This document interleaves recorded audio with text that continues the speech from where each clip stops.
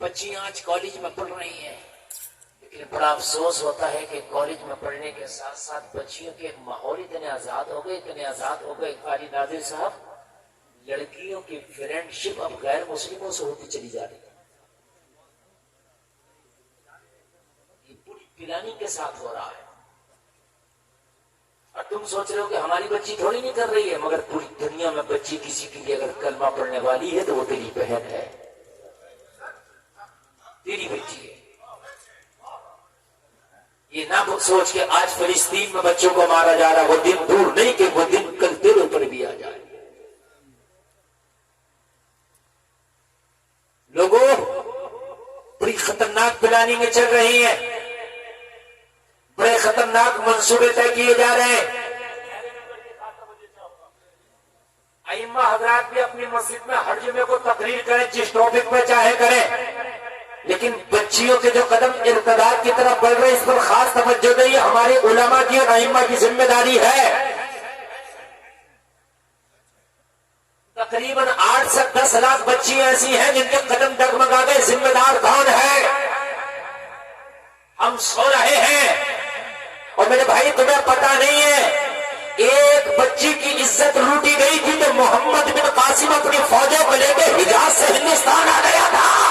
آج 8 لاکھ بچیوں کی عزت لوٹی جا رہی ہے، ان کا دھرم پریورتن کیا جا رہا ہے. تمہارے اوپر کیوں نہیں رکھتی؟ ارے تمہارا ایمان کہاں چلا گیا؟ وہ حجاج بن یوسف جب ایک بچی کا خط پڑا تھا تو اپنے بھتیجے محمد بن قاسم کو بھیجا تھا، جس نے سندھ میں آ کے اسلام کا جھنڈا لہرایا تھا.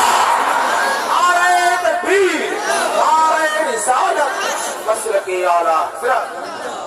ایک بچی کے خط پر آیا تھا محمد بن قاسم، صرف ایک بچی کی عزت لوٹی گئی تھی. ایک بچی کی عزت لوٹنے پر 18 سالہ محمد بن قاسم سندھ کے خطے پر آ کر کے اسلام کا جھنڈا لہرا دیا تھا، انصاف دلایا تھا. آج 8 سے 10 لاکھ بچیوں کے دھرم پریورتن کرائے جا رہے ہیں. آج مجھے بتاؤ کہ تمہاری بچیاں تم سے چھینی جا رہی ہے، ان کا مذہب ان سے چھینا جا رہا ہے. کبھی پڑھائی کے نام پر، کہیں ماڈرن کلچر کے نام پر. ارے تم کہاں ہو؟ اپنی بیٹیوں کو اسلام دے دو. اگر بیٹا دیندار ہوتا ہے تو گھر کی دہلیز تک دین آ جاتا ہے، لیکن اگر بیٹی دیندار ہو جائے تو نسلوں تک دین چلا جاتا ہے. سبحان اللہ سبحان اللہ. واہ واہ.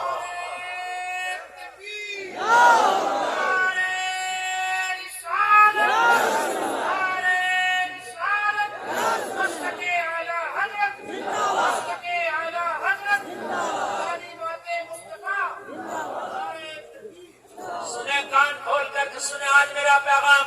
بہت اچھا بھی مفتی صاحب. میرا پیغام سنے. مقصود ہے اس بزم سے اصلاح مفاسد. نشتر جو لگاتا ہے وہ دشمن نہیں ہوتا. کچھ باتیں میری کڑوی بھی لگے، ہو سکتا ہے کچھ باتیں میری کٹی چھلی ہو، لیکن کان کھول کے سنو. آج کے وقت کا اہم تقاضا ہے. آج میں کھل کر بولنا چاہتا ہوں، اے میری عوام، اے غیور مسلمان، کان کھول کر کے سن لے. اگر تیری بیٹی دیندار ہوگی تو تیری آنے والے نسلیں دیندار ہوگی.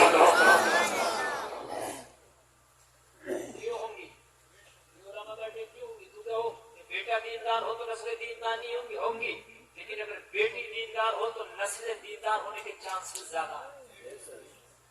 قرآن میں لڑکے کو نہیں کہا یہ کھیتیاں ہیں، عورت کو کہا یہ کھیتیاں ہیں. کیا کہا؟ نساؤکم حرث لکم فأتوا حرثکم. تمہاری بیویاں تمہاری کھیتیاں ہیں. کیوں کھیتی کہا گیا؟ کھیتی جتنی اچھی ہوتی ہے غلہ اتنا ہی اچھا ہوتا ہے.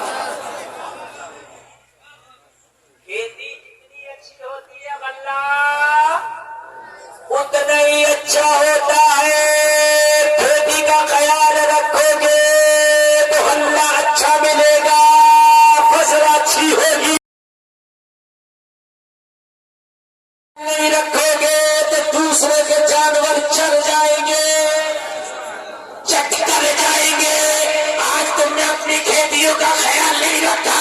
کھیتی تیری ہے، بازار میں پھر رہی ہے، لوگ چٹ کر گئے، اس لیے تیری نسلوں کو پٹ کر گئے.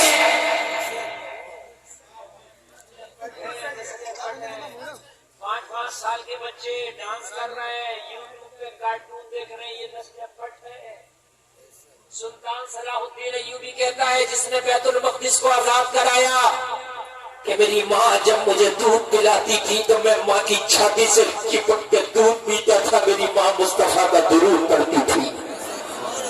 زور سے بولو، میری ماں مصطفیٰ کا درود پڑھ کے تھپکیاں دے دے کے مجھے سلا سلا کے پیغام دیتی تھی، تم سے جائے مصطفیٰ کہتے کہتے کھلے آنکھیں صلی اللہ کہتے کہتے۔ زور سے بولو یار، ذرا زور سے۔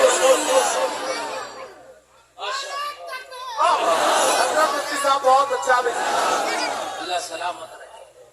اور میرے بھائی، جس نے 12 ملکوں کی فوجیں لگی تھی قسطنطنیہ پر، جس نے قسطنطنیہ کو فتح کیا، نام ہے محمد خان ثانی، فاتح قسطنطنیہ، عثمانیوں کا شہزادہ ہے، ترکی خون ہے، جس نے 12 ملکوں کی فوجیں لگی قسطنطنیہ کو فتح کیا تھا۔